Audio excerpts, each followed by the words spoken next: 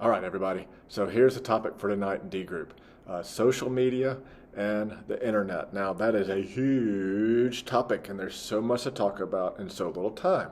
And there's a lot of good: the connection, the information, the new forms of community. There's a lot of good out there. There's a lot of bad. So you probably know this, but teenage depression is directly connected to social media, particularly among girls, and particularly connected to Instagram. It's real, it's there. There's also the issues of just always having your phone, and pretty much there's an addiction there. And then there's the ugly. There's a lot of ugliness out there on the internet, things that we can talk about, things that we don't even want to mention. So everything we talk about from this point forward, like every week, is going to be dealt with compassion and gentleness, non-judgment and or shaming. Because here's the deal: as with everything else, we interact with social media out of the longing to belong and out of the longing to be connected, because that's how God has made us. True statement. Social media and the internet are here to stay. They're not going anywhere. It's everywhere, and it's created new forms of pressure, new forms of connection, new forms of social pressure that, frankly, your parents don't understand. We didn't have to deal with it when we were teenagers.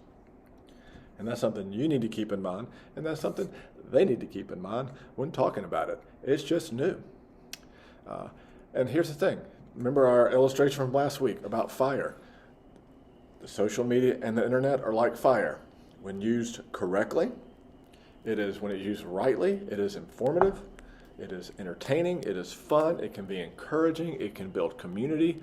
And here's the thing: God can and is using it to help people connect with Him, to grow in their love of Him, to grow in their love of others. But when used incorrectly and misused, it is incredibly damaging and can have future implications that you don't even realize yet.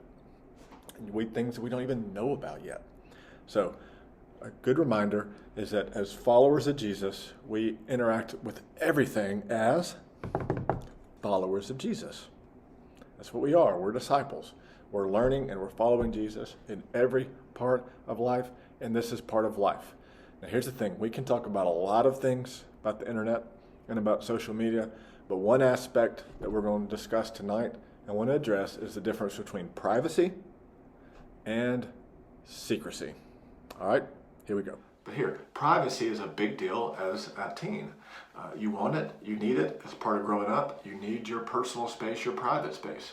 But there is a big difference between secrecy and privacy. The internet and some, if not all, social media has enabled us to be secretive in very new and creative ways. Just think about incognito mode on your browser, clearing browser history, social media accounts that are secret, secret conversations in social media, all these things that you learn how to keep from other people, learn how to keep from parents. We do things in secret because we don't want other people to see it or to know about it, because, like parents and other authority figures, because we know it'll get us in trouble. It may be wrong. It usually is wrong. And this is a form of dishonesty. It's a form of lying. That's what it is. Now, there's a big difference between secrecy and something that is private. Privacy is actually good. All right. Let's just, for a simple example, we all use the restroom multiple times a day, right? That's something that's very private. We take showers, we change in our rooms. These are things that we don't keep secret, but we don't want other people around while we do it because it's very private.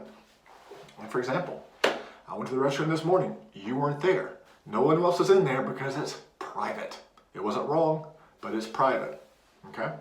Privacy is something you may not want other people around, but it's normal behavior, it's normal things, and it's not sinful, it's not wrong.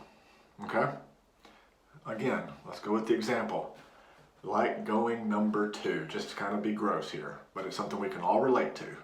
It might be a little embarrassing if someone finds out, but it is 100% normal. Everybody does it, but it's supposed to be private. Okay? But secretive, that's a difference. You're intentionally trying to keep someone out or someone away, because ultimately deep down inside you know the behavior may be wrong and you might get in trouble. See, some things can be private, even conversations can be private, but nothing on social media should be secretive.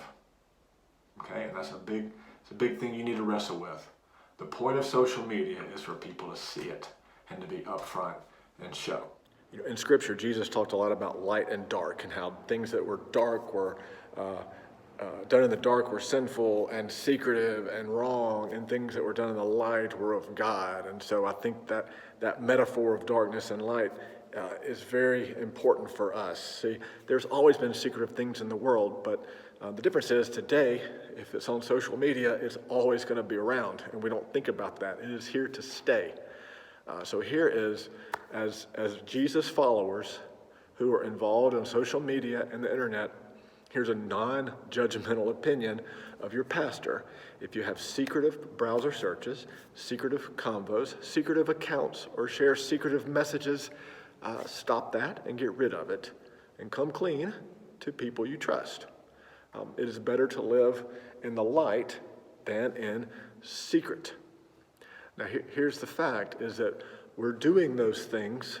I think we do those things in secret because we deeply desire community and connection, and somehow that's how we feel like we're going to get it.